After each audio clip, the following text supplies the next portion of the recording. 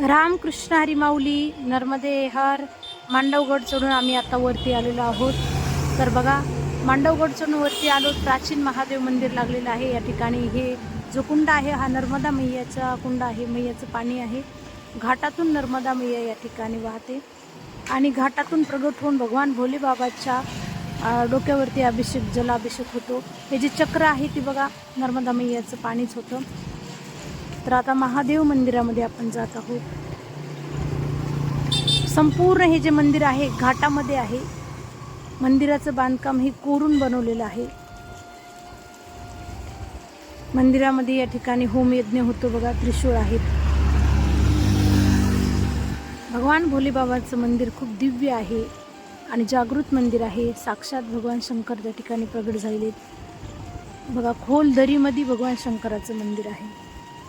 आणि हे जे दिसतं आहे हे पाणी येतं, हे घाटातून येत आहे. हे नर्मदा मैयाचं पाणी आहे. म्हणून मैयाला म्हणतात घाट न घाट विराजत. मैया या घाटातून पाणी वाहते. या जलाचा अभिषेक भगवान शंकराच्या डोक्यावरती होतो. किती सुंदर मंदिर आहे. दिव्य आहे, जागृत आहे. आणि या मंदिराचं पूर्ण जे बांधकाम आहे हे घाटातले दगड आहेत त्याच्यातून कोरून बनवलेलं आहे.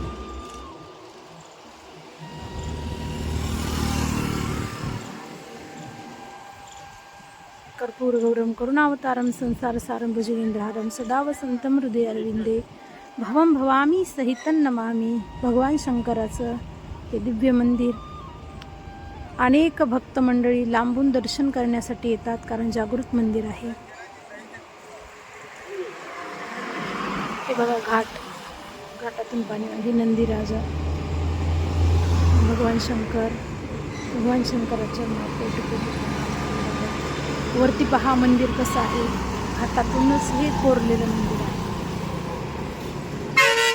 आणि हे मंदिर बाजीराव पेशवे यांनी त्या काळामध्ये सोडवलं कारण ही जी लिपी दिसती बघा उर्दू लिपी आहे मुघलांच्या काळातली. मुघलांनी याच्यावरती आक्रमण केलं होतं परंतु त्याच्यापासून सोडवणारे बाजीराव पेशवे. नर्मदा